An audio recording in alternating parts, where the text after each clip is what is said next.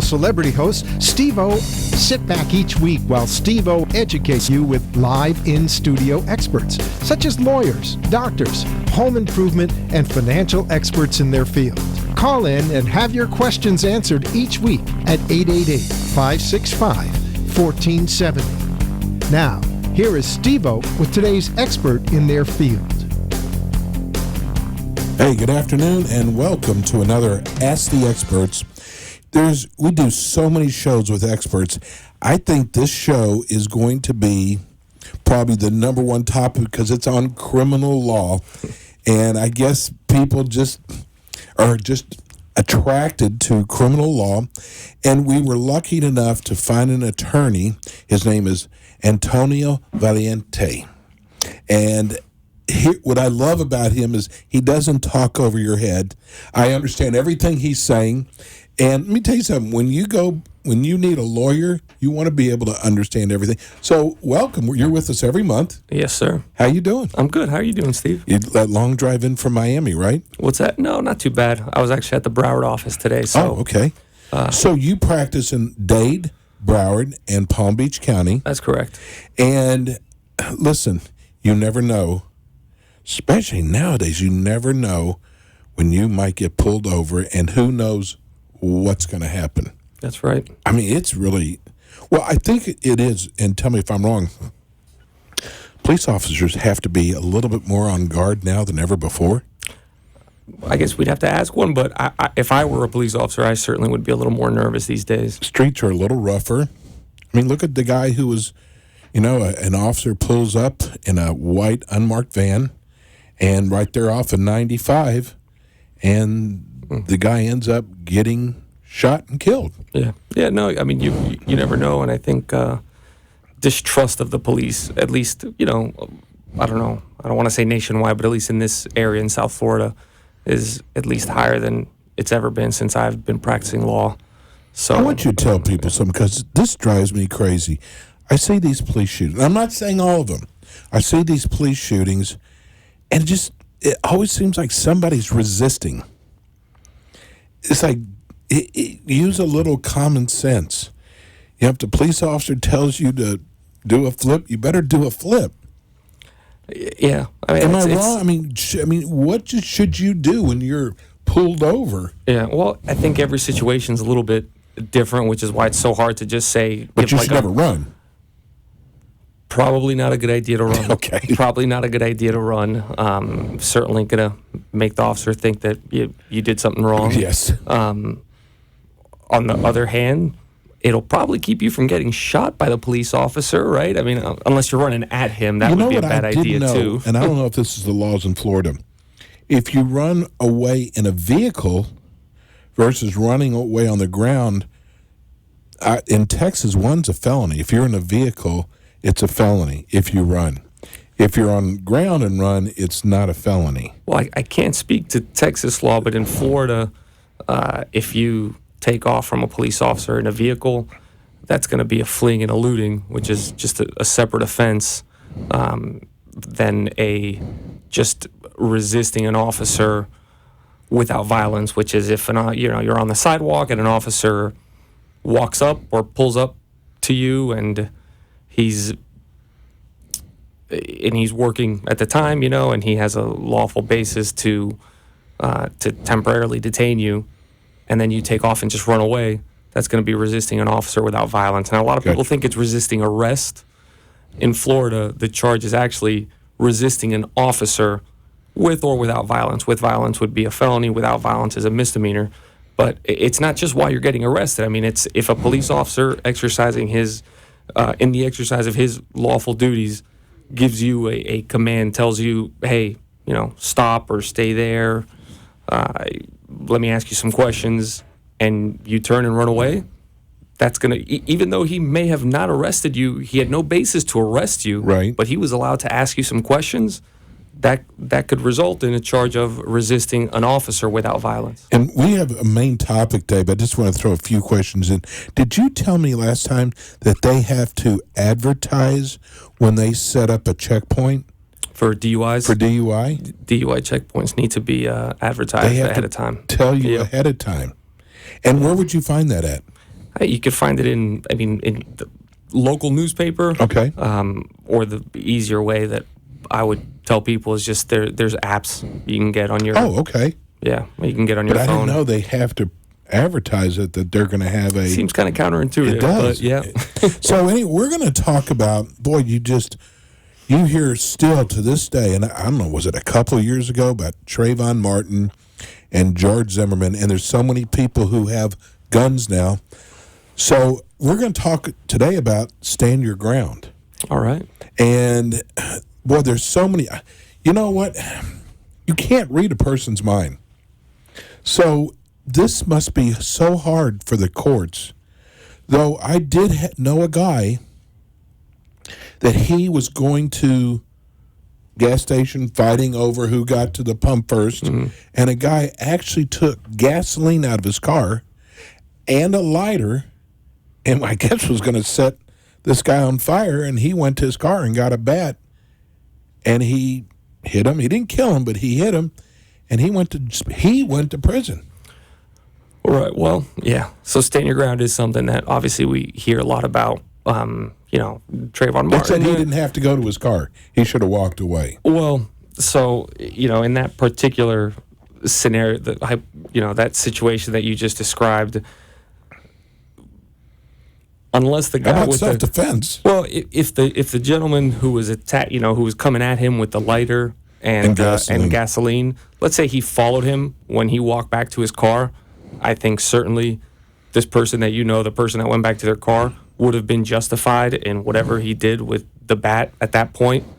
But the fact that he went back to his car, got a bat, and then kind of re-engaged right the person with the match and the gasoline, that's kind of where the courts see a problem. Now, in Florida, you don't have a duty to retreat as in a lot of other places you do, where if there is a safe way basically to diffuse, to get away from this dangerous situation. In most other states, no matter how your scenario played out, the person who went to retrieve the bat would need to basically leave. Okay. And be followed and have absolutely no other choice. He tried to leave by going back to his car and get in his car and drive away. That's what he should have done. But he wasn't able to because this other guy followed him. So in most states, that would be okay if he then used his bat. But However, to stand your ground, is that only with a gun? So no. So in Florida, the stand your ground law, justifiable use of force or justifiable use of deadly force, it's with any type of force. It's deadly force as well as non-deadly force. So whether it's your fists or whether it's a knife, a baseball bat, or a gun, we hear about it.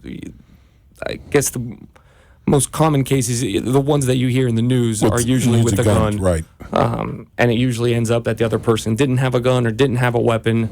But I guess that's what kind of differentiates Florida from other states, is that in Florida, you have no duty to retreat, not only in your home, but anywhere that you have a lawful right to be.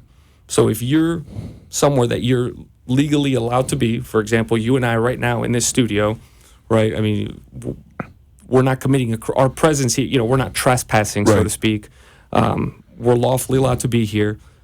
If somebody were to walk in the door, approach us, and you have your back to the door, I can see this person, and I think that he is about to commit a forcible felony against you, or that he's going to place you or myself, in imminent fear of great bodily harm or death.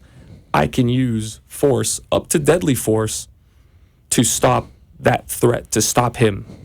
So if it's a carjacking and he doesn't have a gun, or he says he's got a gun and he's hiding it, you're carrying a gun, you are legally carrying a gun, do you shoot the guy? Can you shoot him?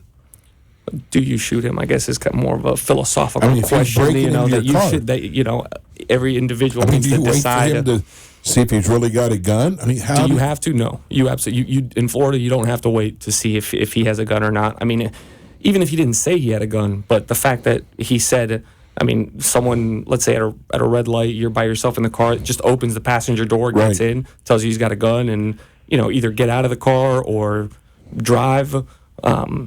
you don't need to wait to see a gun. You don't need to.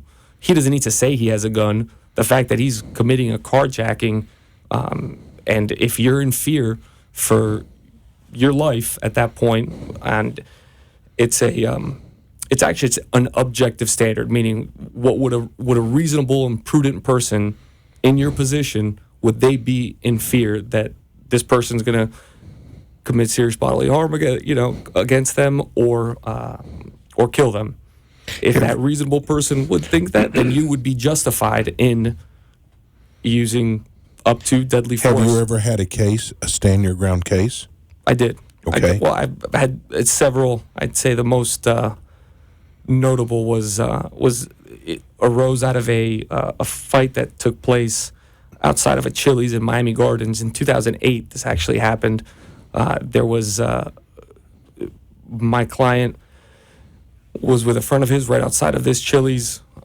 My client had a firearm on him, and when there were some issues, there was an altercation inside of the restaurant. The other people that were involved left. My client, his friend, went out the front door, and before they left, they decided just to smoke a cigarette on the sidewalk in front of this Chili's. Again, not doing anything wrong.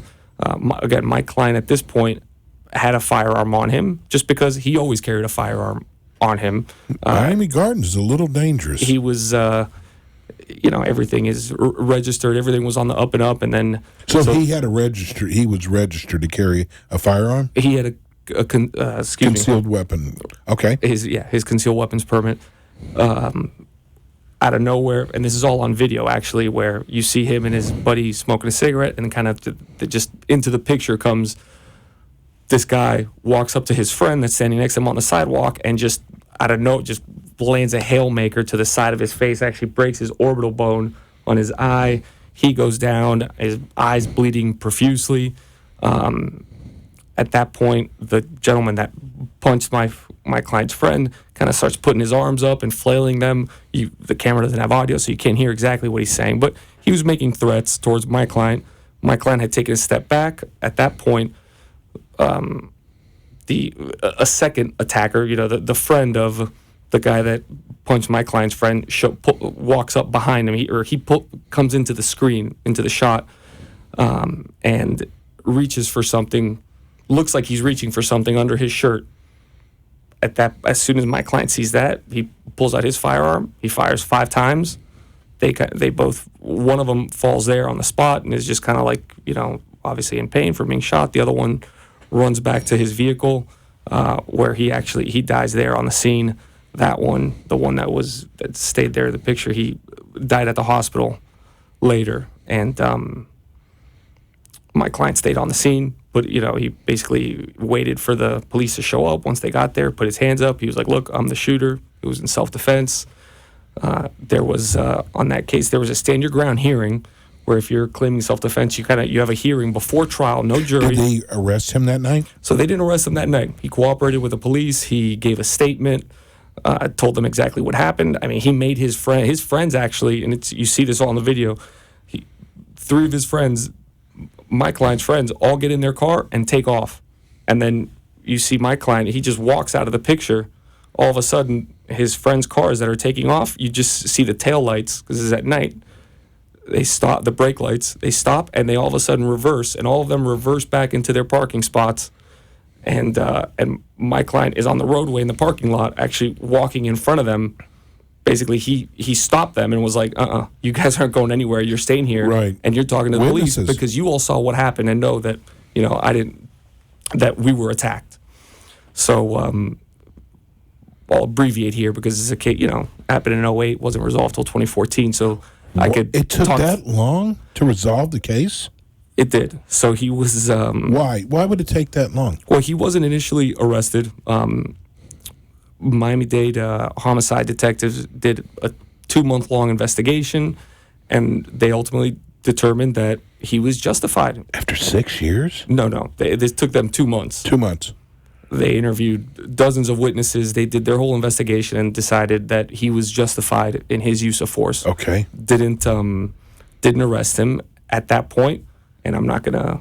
Well, I'll keep my opinion to myself as to why I think this happened. But at that point, Miami-Dade homicide was taken off of the case, and Miami-Dade cold case detectives were pulled into it. And That means they take old cases and go back and... typically cold case detectives, that's exactly what they do. I mean, there's a TV show about it. They take cases that were unsolved, 10, 15, 20 years later, and they dust off those old files and they see, hey, let's redo this investigation now with a fresh set of eyes, with new technology. Maybe there's DNA that needs to be tested, or blood, or et cetera, things like Wow. that. So that's what cold case does. That's scary. Well, it would... Because it should have been over. Well, exactly. So that's the point, right? It's kind of strange why detectives who typically handle 10, 15-year-old cases that were unsolved, why are they now investigating Right. a case that homicide has determined wasn't a crime, and this isn't a cold case. This is, at that point, this was a 2-month-old case, Right. where it wasn't a cold case. You knew exactly who the shooter was. He was there when the police got He had there. all He the said, "It's witnesses. me." He had all his witnesses.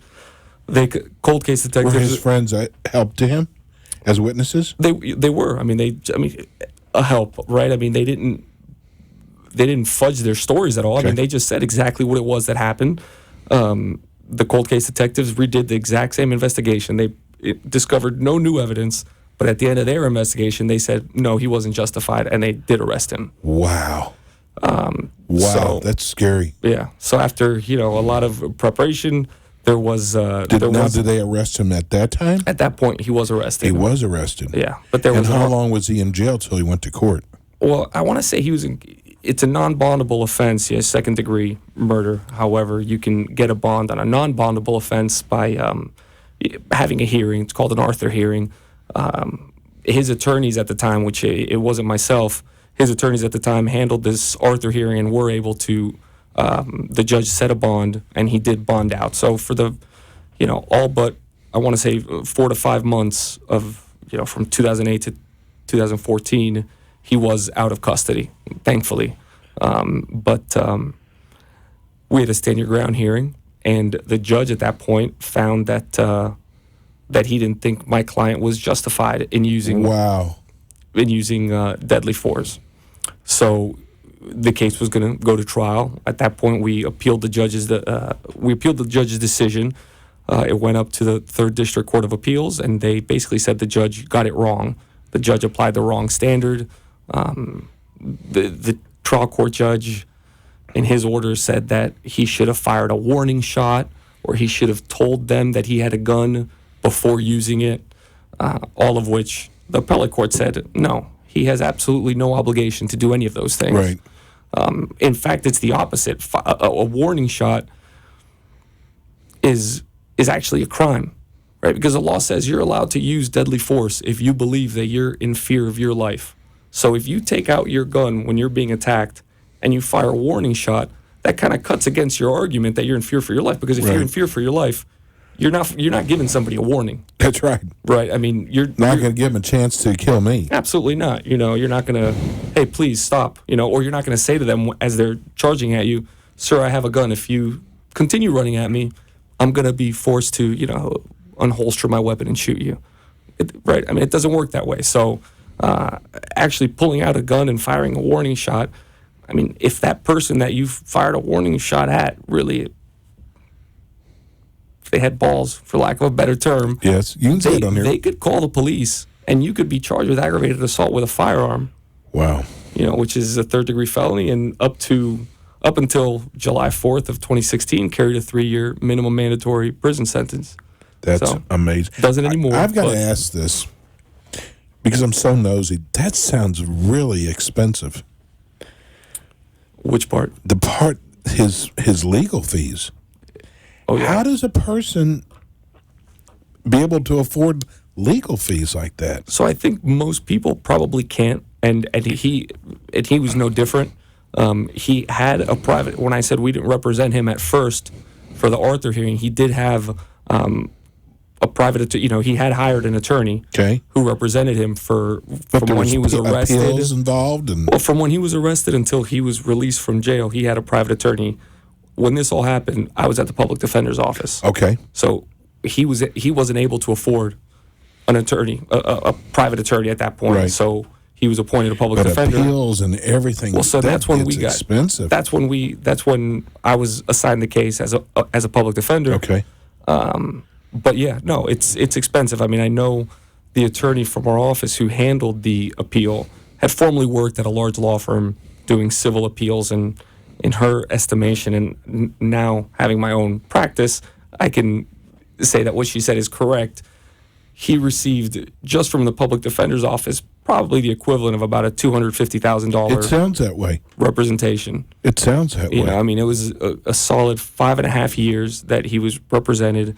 The amount of time and work that was put into his case, into his defense. I mean, some of the foremost experts in the country were actually called in to testify at his stand your ground hearing. You know, an expert in gosh, it's escaping me now, but human factors, basically how people react under stress. To say exactly. You know, because in court it's very easy to take everything that happened in those literally seconds when he was outside on the sidewalk of Chili's with his buddy smoking a cigarette until that last shot was fired. We're talking a matter of less than 10 how seconds. many people can afford $250,000? Maybe they might be able to afford 10 or 20, but when you get up and start appealing and experts are coming in, and how do people do This that? case was probably extraordinary in that sense. You know, your average case isn't going to, even your average stand your ground case probably isn't going to get you that high. I mean, this was a case that got, partly because it was not long after, you know, Florida enacted their stand your ground, as well as in forgive me now if I'm off on the dates, but Trayvon Martin and George Zimmerman was around I said 2 years. It's probably longer than that. It's got to be it was longer. 2012, 2013, Okay. I want to say, because this case ended up being resolved. The opinion by the 3rd District, which basically reversed the trial judge and said, or the stand your ground, the judge that heard the stand your ground hearing, and said that, you know, he applied the incorrect standard. He should have been, he should have been justified. He was justified in using force. And in Florida, when you're granted immunity, essentially, not just from criminal prosecution, but from civil liability as well, Right. Civil immunity. So somebody can't come after you. The family or the next of kin can't come after you and sue you in civil court either. I mean, they are actually you're given immunity. Not only can the state not try to put you in prison, but the family, next of kin, heirs, etc., can't come after you in civil court and try to take all your money. Wow, that's just amazing. So, God, you really have to think. If you have a gun license, I think you've got to kind of think before you do something. But maybe you don't have the time to, though. Yeah, well, so yes and no, right? I mean, you do have to think, but at the same time, really, it's kind of I think most of the time that you see these cases, it really is kind of an instinctual thing. You know, people that carry firearms, I think I can probably speak for the 99% of them, which hope they absolutely never have to draw their firearm, Right. because if they do, it means that they're in fear for their life and they're gonna shoot somebody and Wow. possibly kill somebody. And again, and this client of mine that I was just referring to, yes, ultimately he was given immunity from prosecution. All the charges were dismissed against him, and it was a happy ending, so to speak. But he killed 2 people. Yeah. I mean, he shot 2. Exactly. That's on his mind for the rest of his life. Right. And even though he was justified in doing it, even though, the court said he was justified, in his mind, he believes he knows Right. that he's justified. And every time he sees his wife and his children, he's probably happy that he did that. But at the same time, I mean, we're not. Heck, I think even soldiers probably. Oh, absolutely. When you start killing people. I mean, it's not. You can't dehumanize that, right? I mean, it's gonna.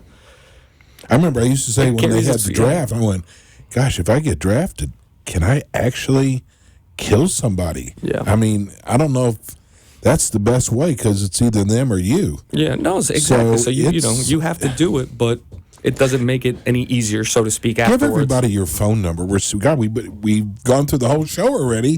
Give everybody your phone number and your website address. So the website is, and all the information's on there. It's 786.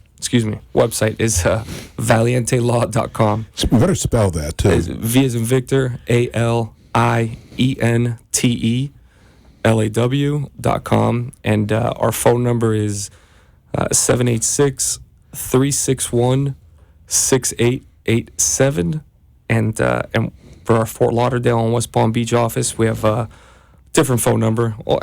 Ultimately, you can call either one. They'll all get to the right place. But in Fort Lauderdale, West Palm, the office number is 954-634-2764. And we didn't even get to ask. God, this show just flew because one of the people asked, I want to get this in really fast because I actually promised him. He said, is it against the law to read your cell phone while you're driving? To just read your cell phone is not illegal. It's not a crime. However, does that mean that if you're reading your cell phone, you're not going to get stopped or get a ticket for texting and driving? Not necessarily. So there is one for texting and driving. It's county by county for the most part, okay. And you can't. Renee and I have a morning show, right. And when we go down 95 in the morning, you can see these cars all over the road, and 9 times out of 10, when we go past them, they're looking at their cell phone, doing something on their cell phone. I drove home from Georgia yesterday, and it's not just on 95. But to answer the question, it's very difficult for a police officer or someone that's going to give you a ticket for this to know, are you plugging in your GPS information or are you text messaging when you're on your phone? Right. So is it illegal to put in your GPS coordinates? No, it's not. It is, you're not supposed to text and drive, but... Well, write this number down because, look, you never know when you're going to need an attorney. 786-361-6887. That's 786-361-6887. Antonio Valiente. He'll be back with us again next month, and when we come back, we have our wellness show. We'll be right back. Thanks, Steve.